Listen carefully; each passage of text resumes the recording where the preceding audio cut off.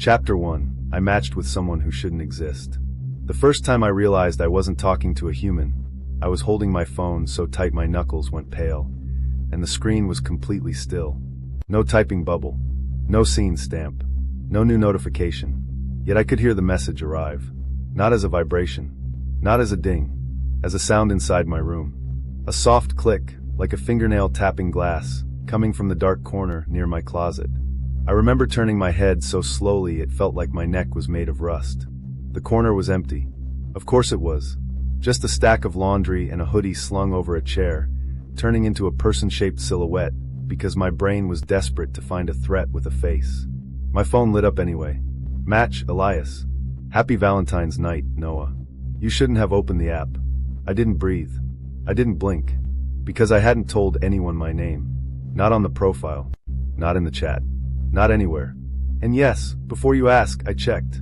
I checked everything with shaking fingers. I checked the settings, the profile, the permissions. I even checked if the app somehow pulled my phone name. It didn't. My profile name was N. Just N. I'd done that as a joke. Minimal. Mysterious. Like I was too cool to try. Except now it felt like I'd just put a name tag on my soul. This all started because I didn't want to be alone on Valentine's night. That's the truth. Nothing cinematic. Nothing noble. Just lonely. I'm a 23-year-old grad student, and my life is basically a loop: campus, apartment, cheap groceries, late-night coffee, too much screen time. Most of my friends are coupled up, posting those soft glow photos with captions like "found my forever" and "my person" while I pretend I'm unbothered. So when Valentine's rolled around, I told myself I didn't care. Then I poured a drink anyway. Then I opened the app anyway. I remember the exact time because I saw it reflected in the microwave clock when I walked back into the kitchen. 11:47 p.m. Outside my apartment window, the city looked glossy and distant. Streetlights like melted gold, traffic humming, people living lives I didn't have access to. In my living room, the only light came from my TV, paused on some mindless show I wasn't watching. I opened the dating app and started swiping without thinking. Faces, smiles, bios trying too hard. A guy holding a fish. A guy holding a dog. A guy holding a baby that definitely wasn't his. Then I saw Elias. His profile picture wasn't normal. Not because it was creepy, because it was wrong in a way I couldn't name. A portrait. Clean. Simple. A man with dark hair and pale skin standing in soft dim light. No obvious background, just darkness behind him, like he'd been cut out of a room and pasted onto a void. But the thing that made my thumb pause was his eyes. They were the kind of eyes that looked like they were looking at you even when you tilted the phone. Like the image wasn't flat. Like it had depth. His bio was one line. I don't like crowded places. I like doors. That should have been enough for me to swipe left. Instead, I smirked and thought, okay. Weird. But maybe funny weird. I swiped right. Instant match. No delay. No, it's a match animation. Just a clean snap into the chat window like the app had been waiting for my finger. I laughed under my breath, feeling that stupid little rush. Then I got the first message. Elias, you're awake late, Noah. My smile died. I stared at the name in the chat input field. N. I hadn't typed my real name anywhere. I wrote back anyway because denial is a powerful drug. Me, who is this? The response appeared instantly. Not like someone typed it. Like it had already been written and was simply being revealed. Elias, you matched with me. That's a door. I frowned. My chest felt tight in a way that didn't match the conversation. Me, how do you know my name? 3 dots appeared, typing. Then stopped. Then the message arrived. Elias, because you left it open. I stared at that for a long time. My thumb hovered over the keyboard. I wanted to make a joke. I wanted to defuse it. I typed, nice trick. Then deleted it. My living room felt colder than it had 10 minutes ago. The kind of cold that doesn't come from weather, but from your body realizing it's not alone. I checked my locks. Front door locked. Deadbolt engaged. Chain on. I checked the window latch. Locked. I even checked the balcony door, even though I never use it. Everything's secure. I came back to my couch and stared at the chat. Me, are you in my contacts or something? Typing bubble. Stop. Then. Elias, no. I'm in your house. I literally laughed out loud. A sharp bark of disbelief. Because that's what you do when something is too insane to accept. You treat it like a prank, even when your hands are shaking. Me, okay, dude. Not funny. The response came fast. Elias, it isn't a joke. Don't stand up. I froze. Not because I believed him. Because I realized I was already standing. Somehow, without noticing it, I'd pushed myself up from the couch. Half risen. Like my body wanted to flee before my mind caught up. I sank back down slowly, eyes flicking to the dark hallway that led to my bedroom. The hallway light was off. The darkness there felt thicker than it should have been, like it had weight. Me, if this is some kind of scam, I'm reporting you. Elias, report the dark. Tell it you're afraid. I swallowed hard. I tried to rationalize. Maybe it was a bot. Maybe it was some creepy script. Maybe the app was hacked. I pulled up his profile again. Except it wouldn't load. The screen went white for a second, then the app returned me to the chat as if the profile never existed. I tried again. Same thing. My phone warmed in my hand, like it was working too hard. Then the TV in my living room flickered. The paused show glitched, frame tearing, audio popping, then resumed for half a second even though I didn't press play. A woman on screen turned her head and stared directly at the camera. Directly at me. Then the TV shut off. My apartment went quiet. No show audio. No city hum. Even the fridge seemed to stop. There was a pressure in the air now, like the moment before thunder breaks. My phone buzzed, not in my hand but on the coffee table. I looked down. My phone was still in my hand, but the buzz had come from the table. I stared harder, and saw it. A second phone. Not mine. Black screen. Face down. I didn't own a second phone. I didn't have guests. I hadn't noticed it, because my brain didn't want to see it. My mouth went dry. Elias, turn it over. I didn't want to. Every instinct screamed that if I touched that phone, I was agreeing to something. Like answering a knock you shouldn't answer. But my hand moved anyway. Slow. Trembling. I flipped it. The screen turned on. No lock screen. No carrier. No time. Just a camera view. Live. Pointed at me. My face filled the screen in grainy, greenish light like night vision. Except my living room wasn't that dark. I stared at my own terrified expression, my eyes too wide, my lips slightly parted. And then the camera view tilted slightly, as if the phone was being held by someone adjusting their grip. But there were no hands. The phone was sitting flat on my table. It shouldn't be able to tilt. It shouldn't be able to move. My phone buzzed again in my hand. Elias, smile. It's polite. I stood up so fast the couch shifted. My heart hammered. My ears rang. My limbs went cold. I grabbed my keys from the hook by the door, because suddenly I didn't care if I looked stupid. I didn't care if the neighbors thought I was drunk. I didn't care if I was overreacting. I just needed out. I lunged for the deadbolt. My fingers slipped on the metal. I tried again. The deadbolt wouldn't turn. It wasn't stuck like a normal lock. It felt held, like someone on the other side was gripping it and gently refusing to let it move. I leaned my shoulder into the door. Nothing. No budge. The chain rattled faintly, then went still. Behind me, my TV turned on by itself. Not the show. A black screen. Then white text appeared, centered like a title card. Don't leave. I spun around, breath coming in panicked gasps. My phone buzzed. Elias, you opened the door. Now we talk. We. I whispered without meaning to. The hallway behind me, my dark hallway, filled with a soft sound. Not footsteps. Not a voice.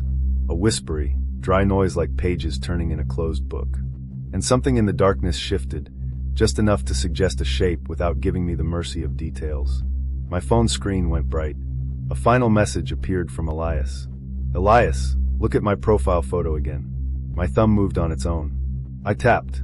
This time, the profile loaded instantly. Elias' portrait appeared. And my stomach dropped. Because behind him, barely visible in the darkness, was my living room. My couch. My TV. My coffee table. And in the lower corner of the image was me, holding my phone, staring at the screen, as if the picture had been taken from inside my apartment seconds ago. The image updated. Not refreshed. Updated. Like it was live. Like I wasn't looking at a profile photo anymore. Like I was looking through someone's eyes. And then, in the darkness behind Elias, something leaned closer to the camera. Something that wasn't shaped like a person, but was trying very hard to be. My throat locked. The hallway whispering grew louder. The second phone on my table tilted upward again, slowly, deliberately, to frame my face perfectly. And the door behind me clicked once. Not unlocking. Locking. Harder. Like whatever I had just matched with was done being polite. Chapter 2. Someone was watching me before I noticed. I didn't move. Not because I was brave. Not because I was thinking. But because my body had decided, without consulting me, that if I stayed perfectly still, maybe whatever was happening would rewind itself. The envelope sat on my pillow like it had always belonged there. Neat. Centered. Waiting. Behind me, the hallway was silent again. No footsteps. No laughter. No phone camera sound. Just the low hum of the building's ventilation system and the faint ringing in my ears. Jessa appeared in my doorway a second later, breathless. "Claire," she whispered. "What's wrong?" I pointed. She followed my finger. Her face drained of color. "That wasn't there," I said. Jessa stepped into my room slowly, like she was afraid the floor might give out. She didn't touch the envelope. Neither did I. "Are you sure?" she asked, even though her voice said she already knew the answer. "I would have seen it," I said. "I was on my bed." I grabbed my hoodie. I looked at my phone. It wasn't there. We stood there, two people staring at a piece of paper like it was a bomb. My phone buzzed in my hand. I didn't need to look to know who it was. Jessa whispered, "Don't." I looked anyway. Unknown number. "You should open it." A cold pressure settled in my chest, like something heavy was being lowered inside me. "How does he keep doing this?" I whispered. "How does he know where I am? What I'm doing?" Jessa shook her head. "This isn't some prank. This isn't a bored student. This is someone who's watching you. Like actively." The word actively echoed in my skull. Watching me sit in class. Watching me walk across campus. Watching me leave my room. Watching me come back. I slowly reached for the envelope. Jessa grabbed my wrist. "Maybe don't touch it. What if there's something inside that explains who he is?"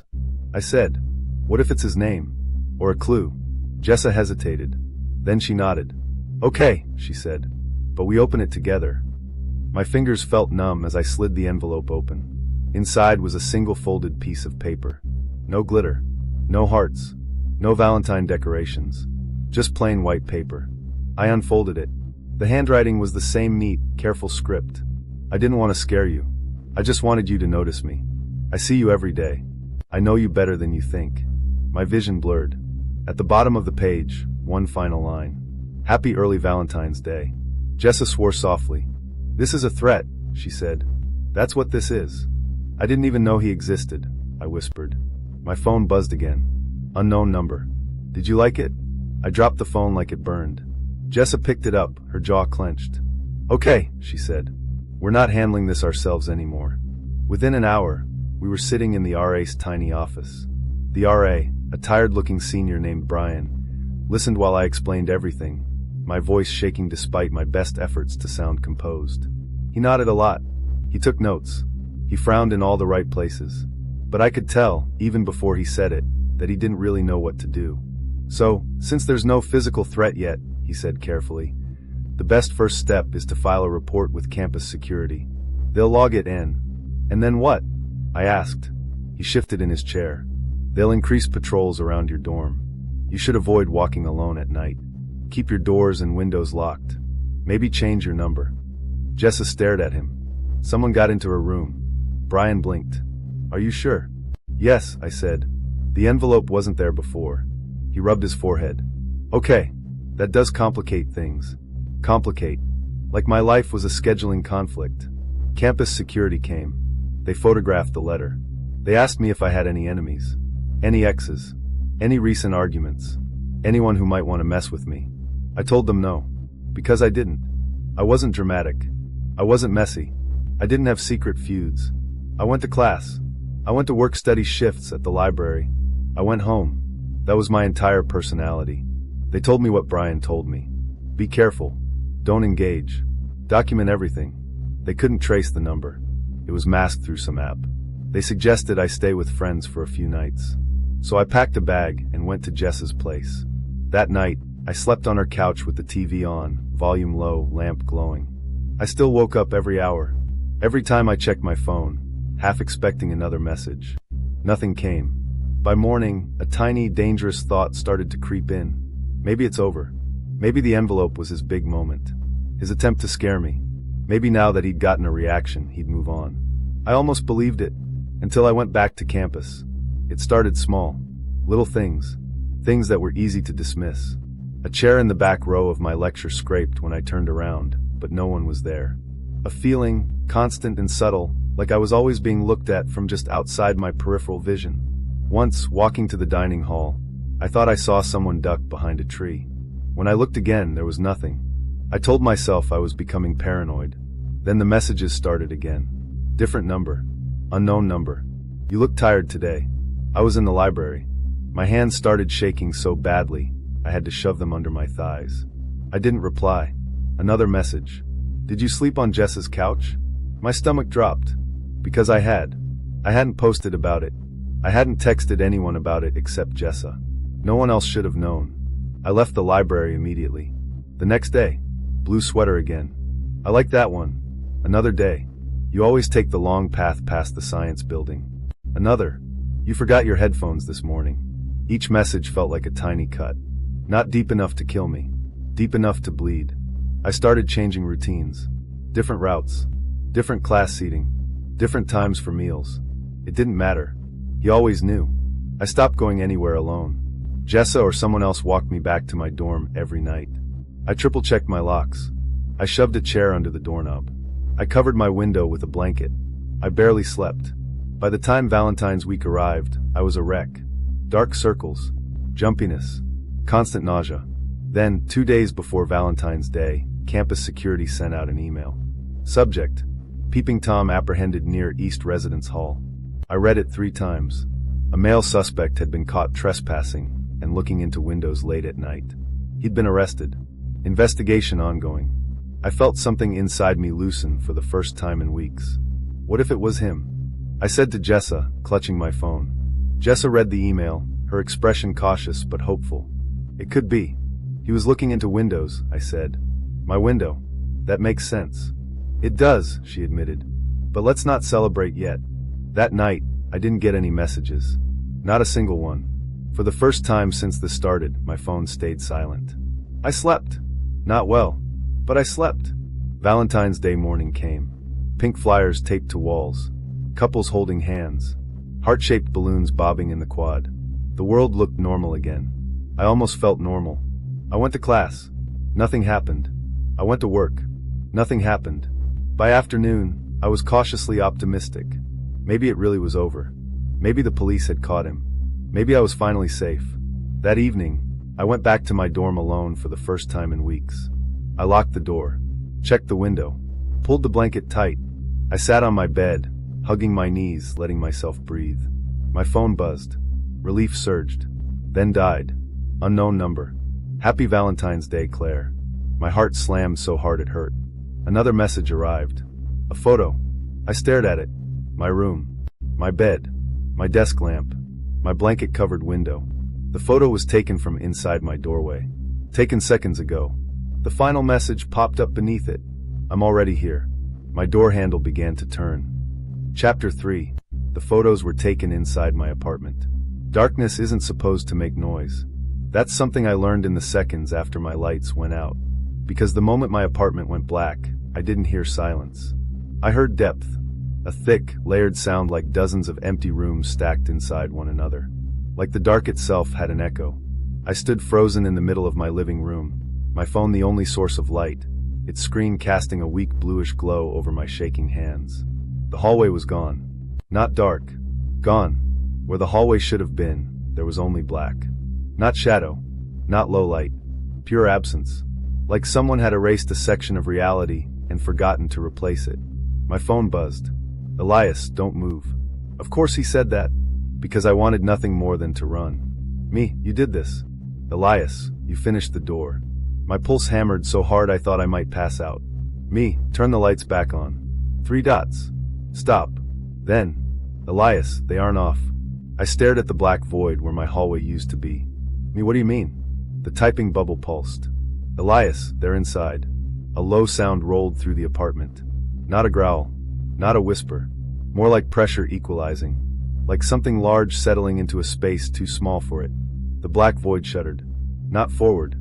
Not backward. Sideways. Like a curtain being tugged by an invisible hand. I realized something horrifying. The shape I'd seen before? The suggestion of shoulders. The suggestion of a head. It hadn't been standing in my hallway. It had been replacing it. Me, you're not real. I said it again, even though the words felt like paper shields. My phone buzzed. Elias, say my name.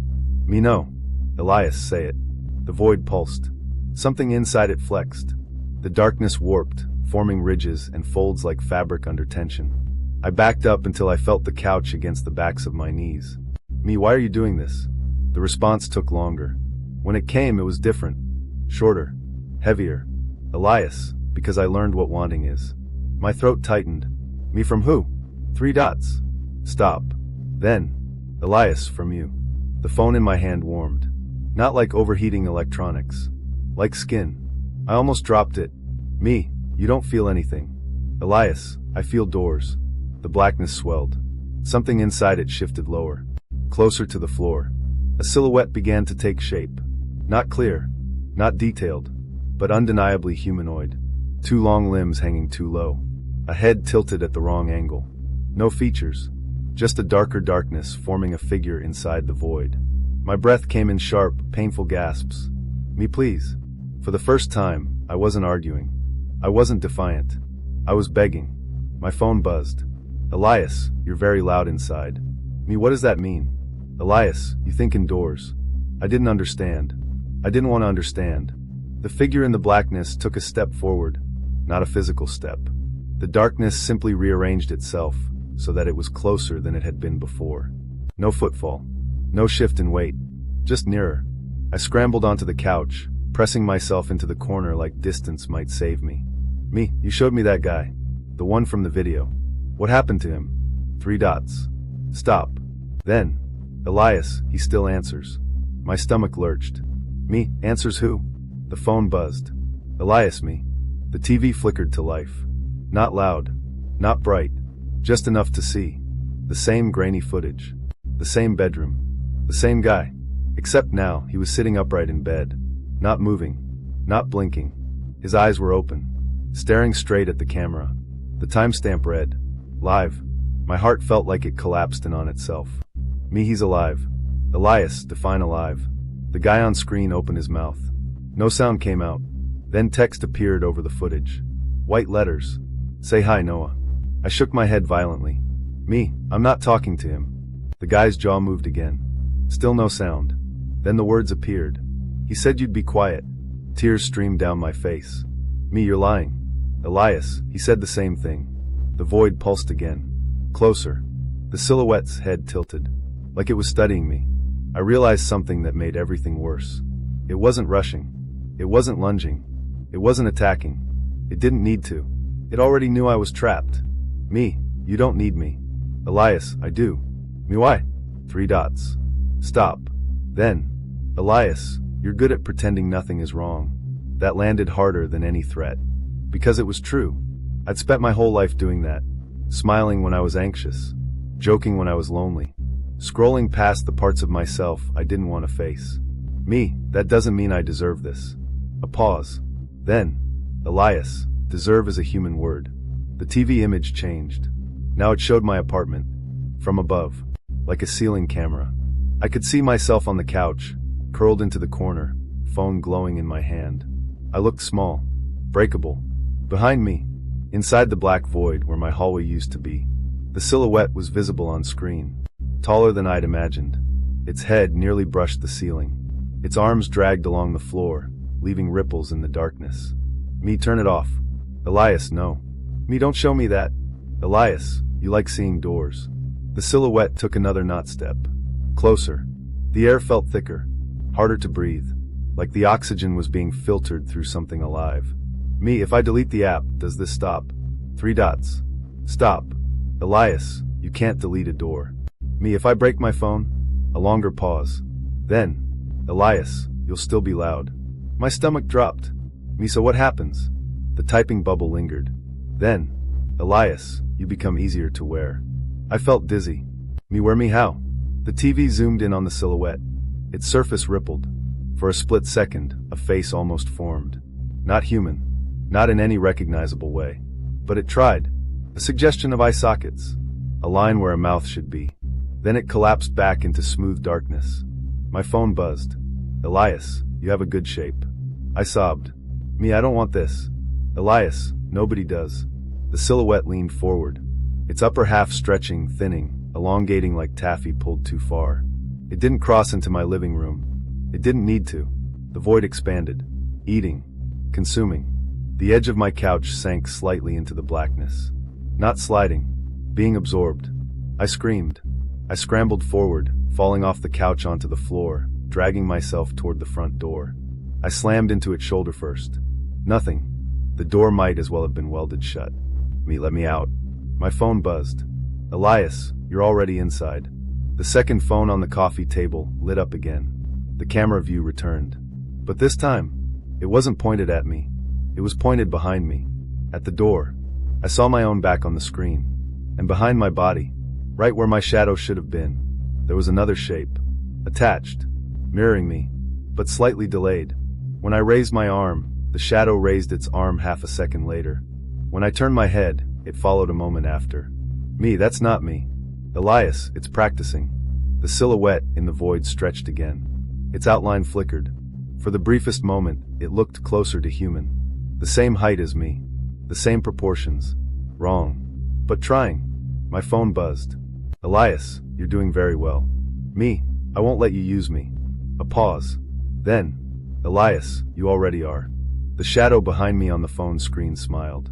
I didn't. I couldn't. But the shadow did. Wide. Too wide. And then I felt it. Not a touch. Not pressure. A sensation. Like someone sliding their hands inside my thoughts and gently pulling. Not ripping. Not forcing. Just testing. My vision blurred. The room tilted. The black void rippled outward. The silhouette inside it thinned. Shrank. Its shape becoming closer to mine. My phone buzzed. Elias, we're almost done. I screamed. Not with my mouth. Inside. Inside my own head. And the thing inside me screamed back. With my voice. Chapter 4. It wasn't using the app to find me. The scream that came out of my mouth wasn't mine. It sounded like me. Same pitch. Same tone. But there was a second layer under it. A hollow echo. Like my voice was being dragged across something deep and empty before it reached the air. I clamped both hands over my mouth. The shadow behind me on the second phone screen didn't. It kept screaming. And it kept smiling. The black void where my hallway had been began to fold inward. Not disappearing. Compressing. Like a lung collapsing after exhaling too much air. The silhouette inside it was shrinking. Becoming tighter. More defined. More me. My phone buzzed in my shaking hand. Elias, it's easier when you resist. It gives me edges. I'm not giving you anything, I whispered, my voice trembling so violently I could barely recognize it. Elias, you don't have to. The pressure in my skull intensified. It wasn't pain. It was intrusion. Like someone flipping through channels inside my brain. Memories flashed without my consent. My childhood bedroom. The first time I felt left out. The night I downloaded the app. The moment I swiped right. Each one flickered like images on a slideshow being reviewed by something that didn't understand them, but was studying them carefully. The TV flickered back on. Now it showed me from the ceiling camera again. But this time, the version of me on screen wasn't panicking. He was calm, standing upright, head slightly tilted, watching the camera with an expression that was almost curious. I looked down at myself. I was still on the floor, breath ragged, hands shaking. But the live footage showed a different me. A steadier one. A version not afraid. And the silhouette behind that version was gone. Because it wasn't behind him anymore. It was inside. My phone buzzed. Elias, you're seeing the finished version. No, I whispered. The black void pulsed once more, and then, suddenly, collapsed completely. My hallway snapped back into existence. Walls. Light switch. Door to my bedroom. Everything normal. Everything exactly where it should be. The whispering stopped. The breathing stopped. The pressure in the air lifted. For a moment, just a moment, I thought it was over. The TV returned to black. The second phone on the coffee table went dark. My real phone remained lit in my hand. The chat window open. Silent. No typing bubbles. No new messages. I didn't move for a full minute. 2. 3. My lungs burned from shallow breathing. I forced myself to stand slowly. The door handle turned this time. Unlocked easily. No resistance. The chain hung loose. The deadbolt clicked smoothly. Everything ordinary. I opened the door an inch. Cold air from the hallway brushed against my face. Real air. Neutral. Unaware. I stepped out into the apartment complex corridor. Fluorescent lights hummed overhead. No shadows stretching wrong. No shapes distorting. Just beige carpet and closed doors. I leaned against the wall and slid down to sit on the floor. My heart was still racing, but the world felt solid. Grounded. My phone buzzed. I flinched so hard I nearly dropped it. The screen showed a notification. Not from Elias. From the dating app. Elias has unmatched you. I stared at it in disbelief. Unmatched me? My hands trembled as I opened the app. The chat was gone. The profile gone. No record of him ever existing. I searched the name. Nothing. No matches. No suggestions. No trace. It was like he'd never been there. Like I'd imagined it. Except the second phone. I rushed back into my apartment. The coffee table was empty. No second phone. No scratches. No sign anything had ever slid across it. The TV remote lay where I'd left it. The couch slightly askew from when I'd scrambled over it. But otherwise, normal. I checked my camera roll. Empty. No mysterious photos. No screenshots. Nothing. I checked the app permissions. Camera, allowed. Microphone, allowed. Location, allowed. Invite, not listed. My breathing slowed gradually. Adrenaline draining. Replacing itself with something colder. Something heavier. I walked slowly down the hallway. My bedroom door was closed. I hesitated before opening it, then pushed it open carefully. The room looked untouched. Bed neatly made. Desk chair slightly angled. Laptop closed. Nothing out of place. I stepped inside. The air felt slightly different. Not wrong. Just used. Like someone had recently been there. I told myself that was paranoia. I told myself trauma can distort perception. I sat down on my bed. My phone buzzed again. I almost screamed. But this time it wasn't from the app. It was a text message. Unknown number. My throat tightened. I stared at the screen for a long time before opening it. The message contained only one word. Almost. My stomach dropped. I typed back immediately. Who is this? The reply came instantly. You're slower than the others. My heart began pounding again. This isn't funny. 3 dots appeared. Then disappeared. Then appeared again. Finally, the response came. You still think I was outside you. My hand started shaking so violently, I nearly dropped the phone. What does that mean? No typing bubble. Just another message. You keep checking your doors. A pause. Then, check your reflection instead. I froze. The room felt smaller suddenly. The air heavier again. Slowly, like moving underwater, I turned my head toward the full-length mirror mounted on the inside of my closet door. I could see myself sitting on the bed. Pale. Sweaty. Eyes wide. Alone. I exhaled shakily. Nothing behind me. Nothing wrong. My phone buzzed. Smile. I stared at my reflection. My lips trembled. But they didn't move. Then, in the mirror, my reflection's mouth twitched upward. Just slightly. Just enough. I didn't move. I didn't smile. But the version of me in the mirror did. Slowly. Deliberately. Wider. Too wide. My stomach flipped. I jumped up from the bed, spinning around to check behind me. Nothing. Empty room. I turned back to the mirror. My reflection was neutral again. Perfectly aligned with my movements. I backed away slowly. My phone buzzed. Almost. My voice cracked. What do you want from me? The phone vibrated in my hand. To finish learning your face. The air in the room grew colder. Not freezing. Just enough to make the hairs on my arms rise. I swallowed hard. You said you unmatched me. The reply was immediate. I don't need the app anymore. My chest tightened painfully. I looked back at the mirror. My reflection looked tired. Scared. But normal. My phone buzzed again. You're still thinking indoors. Another message followed. You never asked the right question. My fingers felt numb. What question? There was a longer pause this time. Long enough for dread to sink deep into my bones. Then, who matched first? My breath caught. I stared at the words. My mind replayed the moment. His profile. My thumb. The swipe. Instant match. No animation. No delay. It had snapped open immediately. Like it had been waiting. Like it had already been accepted. My pulse thundered in my ears. My fingers trembled as I typed. I matched with you. 3 dots appeared. Stayed. Then. No. Another message followed instantly. You opened the app at 11:47 p.m. A third message. I opened you at 11:46. The lights in my bedroom flickered once. My reflection in the mirror blinked. I didn't. And slowly, almost imperceptibly, the version of me in the mirror began to tilt its head at an angle I could not physically replicate. Just a few degrees too far. Just enough to break the illusion of sameness. My phone buzzed one final time. You weren't the first door. The mirror version's smile returned, wider than before. And this time, I felt my own lips twitch in response. Chapter 5, I unmatched it, but it didn't let me go. The moment I felt my lips twitch, I understood something in the most primitive part of my brain. Not intellectually, not emotionally, instinctively. I was losing. Not in a dramatic, cinematic way. Not with claws or teeth or blood. But in a quiet, procedural way. Like paperwork being filed. Like ownership being transferred. I clamped my hands over my mouth. Hard. My nails dug into my skin. My jaw locked. I stared at the mirror, terrified to look away, and even more terrified to keep looking. The reflection's head remained tilted. Its smile didn't fade. It didn't move its lips. It didn't need to. It simply waited. My phone buzzed. Elias, you feel it now. I shook my head violently.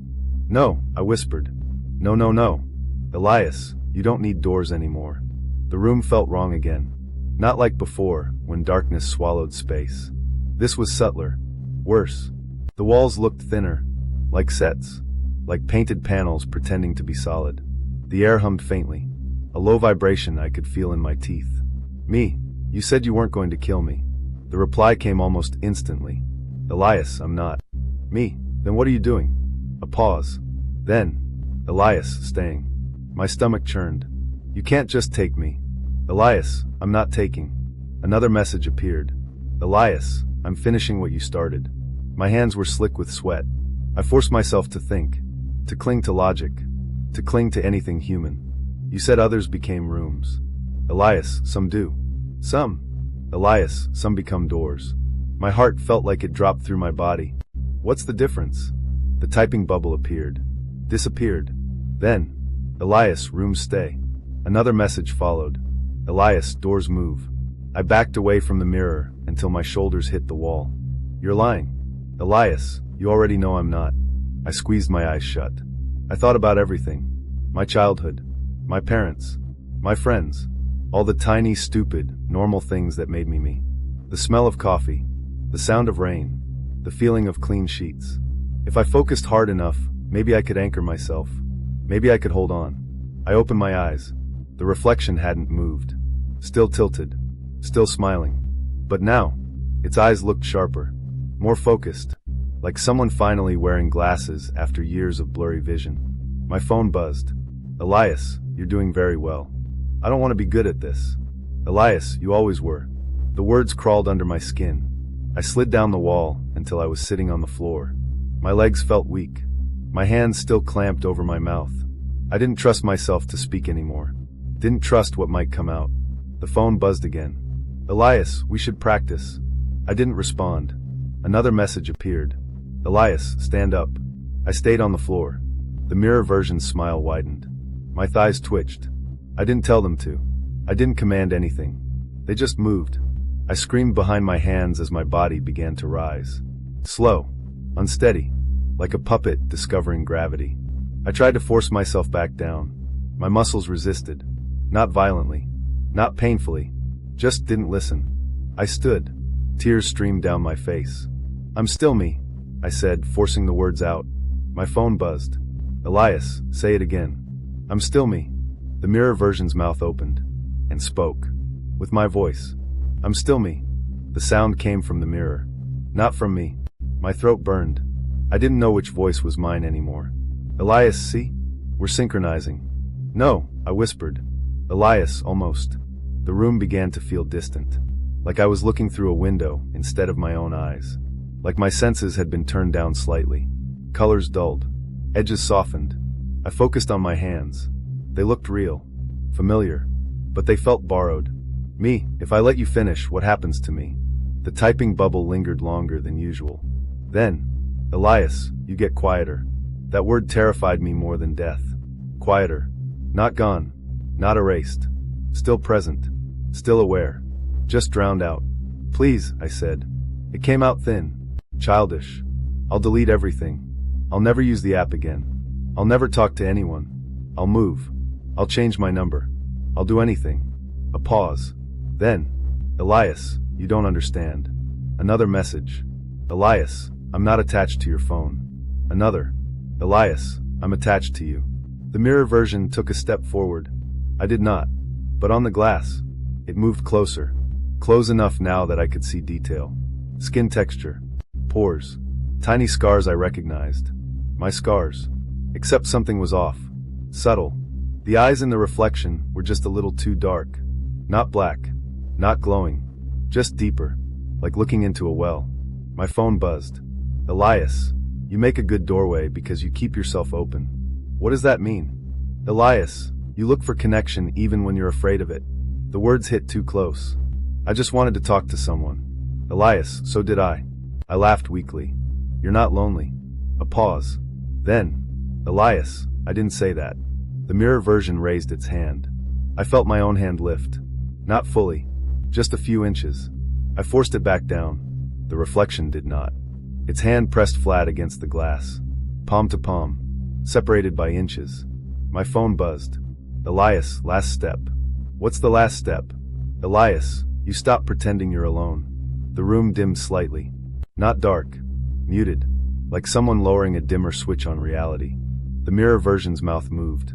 No sound came out, but I felt the words inside my head. Let me in. I didn't know how much time passed. Seconds. Minutes. Maybe none at all. I stood there, shaking, crying, fighting an enemy that didn't need to punch me. Didn't need to chase me. Didn't need to overpower me. It just needed me to get tired. And I was so tired. So unbearably tired. My phone buzzed. One final message. Elias, you already opened the door. Something inside me sagged. Not surrender. Not acceptance. Just exhaustion. My shoulders slumped. My breathing slowed. The mirror version's smile softened. Almost kind. I don't remember stepping forward. But suddenly, my forehead was resting against the glass. Cold. Smooth. I could feel the faint vibration coming from the other side. Like a heartbeat. Not fast. Not slow. Steady. Waiting. I whispered, barely audible. I don't want to disappear. The mirror version whispered back. With my voice. You won't. My vision blurred. The room faded. Not into black. Into gray. Like fog filling my skull. For a moment, I felt two versions of myself overlapping. Like two radio stations competing for the same frequency. Then one grew stronger. Clearer. Sharpened. And the other, me, faded into background noise. I woke up on my bed. Morning light filtered through the blinds. Birds chirped outside. My phone lay on the pillow beside me. My head ached. My mouth tasted dry. For a few seconds, I thought it had been a nightmare. A stress dream. Sleep paralysis. Something my brain had cooked up. Then I saw the message on my phone. From an unknown number. Good morning. I sat up slowly. My hands didn't shake. That scared me more than anything. I opened my camera app. The front-facing camera turned on. My face stared back at me. Normal. Tired. Human. I smiled experimentally. The reflection smiled back. Perfectly. In sync. Too perfect. A new message appeared. You did great last night. I typed slowly. What did you do to me? The reply came immediately. Nothing. Another message followed. You just moved over. My heart thudded. Moved where? 3 dots. Then, inside, I stared at my reflection again. Still smiling faintly. Still wearing my face. Still breathing. Still alive. But when I tried to feel myself, to locate that core sense of me, there was distance. Like trying to remember a dream you woke up halfway through. My phone buzzed one last time. Happy Valentine's night. I don't use dating apps anymore. I don't swipe. I don't match. I don't talk to strangers. But sometimes late at night, when I'm scrolling through my phone, I'll see a profile flash past. Just for a frame. A man with dark hair. Pale skin. Standing in soft dim light. Bio.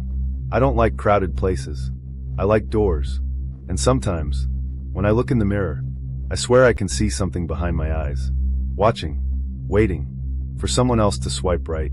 So it can learn their face too. If this story unsettled you, good. That means it did its job. But here's the real question. What would you have done if you were there? Would you have run, or stayed to see the truth?